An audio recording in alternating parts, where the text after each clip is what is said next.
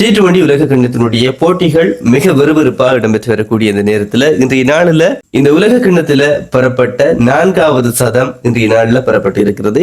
இங்கிலாந்து அணியினுடைய Harry Brook வெறுமனே 50 பந்துகள்ல இந்த சதத்தினை பூர்த்தி செய்திருக்கிறாரு. T20 உலக கிண்ணத்தினுடைய சூப்பர் 8 ஆட்டங்கள் இடம்பெற்று வரக்கூடிய இந்த நேரத்துல இன்றைய நாள்ல பாகிஸ்தான் மற்றும் இங்கிலாந்து அணிகளுக்கு இடையிலான போட்டி இடம்பெற்று இருந்துச்சு. இந்த போட்டியில இங்கிலாந்து அணியானது மிக ஒரு கஷ்டப்பட்டு தான் இந்த போட்டியை வெற்றி பெற்றிருக்கிறாங்கன்னு சொல்லலாம். இறுதி ஓவர்ல 3 ரன்கள் வேண்டும் அப்படின்ற சூழ்நிலையில இந்த வெற்றியை இங்கிலாந்து அணியினர் 2 விக்கெட் வித்தியாசத்தில் பெற்றுக் கொண்டிருக்கிறாங்க. இந்த போட்டியினுடைய ஸ்கோர் விவரங்களை பார்க்க போறோம். அதே போல இந்த 2 அணிகளும் இடம் பிடித்திருக்கக்கூடிய இந்த 2வது குரூப்ல தான் எங்களுடைய இலங்கை அணியும் நியூசிலாந்து அணியும் இடம் பிடித்திருக்கின்றன. இந்த போட்டியில வெற்றி பெற்றதன் மூலமாக இங்கிலாந்து அணியினர் செமி ஃபைனலுக்கு செலக்ட் ஆயிருக்கிறாங்க அப்படின்னு சொல்லலாம். இதுக்கு முதல் இடம்பெற்றிருந்த இலங்கை மற்றும் இங்கிலாந்து அணிகளுக்கு இடையிலான போட்டியில இங்கிலாந்து அணியினர் ஒரு இலகுவான வெற்றியை பெற்றுக் கொண்டிருந்தாங்க. இன்று இடம்பெற்றிருக்கக்கூடிய இந்த போட்டியிலையும் அவங்க வெற்றி பெற்றதன் மூலமாக நேரடியாக செமி ஃபைனலுக்கு செலக்ட் ஆகியிருக்கிறாங்க. இந்த போட்டியினுடைய ஸ்கோர் விவரங்களை பார்த்தோம் அப்படின்னு சொன்னா ஆரம்பத்துல பாகிஸ்தான் அணியானது துடுப்பாட்ட ஆடி இருந்தாங்க. ஆரம்ப துடுப்பாட்ட வீரர்களாக வந்திருந்தாங்க ஃபர்ஹான் மற்றும் சாயம் மஜூப் இன்றைய நாள்ல 7 ஓட்டங்களை பெற்றுக் கொடுத்திருந்த வேளையில ஆட்டம் இழந்திருந்தாரு.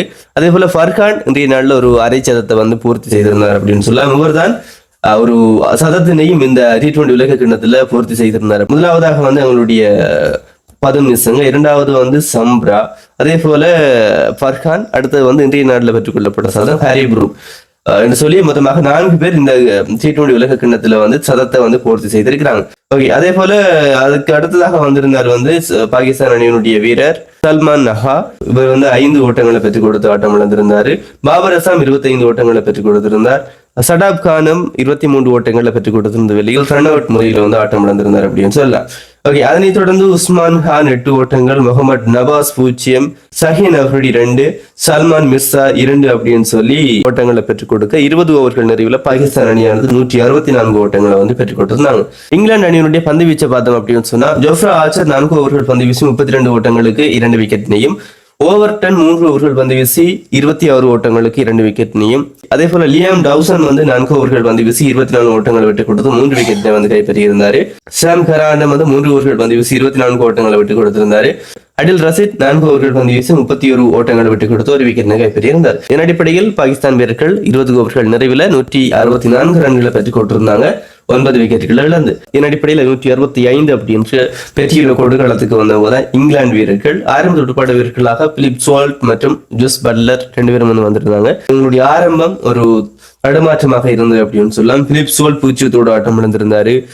ஜோஸ் பட்லர் 2 ஓட்டங்களோட ஆட்டம் இழந்திருந்தாரு. அதுக்கு பிறகு ஹாரி புரூக் கிட்டத்தட்ட 17வது 18வது ஓவர் வரைக்கும் நின்று போட்டியை வெற்றி பாதைக்கு விட்டு சென்றிருந்தார் அப்படின்னு சொல்லலாம். 51 பந்துகளுக்கு 100 ரன்களை பெற்றுக் கொடுத்திருந்தாரு. அதே போல ஜக்கோ பெதல் 8 ஓட்டங்கள், டம் பேண்டன் 2 ஓட்டங்கள், சாம் ஹரான் 16 ஓட்டங்கள், பெல் ஜாக்ஸ் 28 ஓட்டங்கள், Jamie Overton 0, Liam Dawson 1, Jofra Archer இறுதியாக 5 ஓட்டங்களை பெற்றுக் கொடுக்க இந்த போட்டியில வெற்றியினை பெற்றுக் கொண்டிருந்தாங்க. இங்கிலாந்து அணியினுடைய துடுப்பாட்டத்தை பார்த்தோம் அப்படின்னு சொன்னா கிட்டத்தட்ட 8 ஓவர்ல 4 விக்கெட் போயிருந்துச்சு.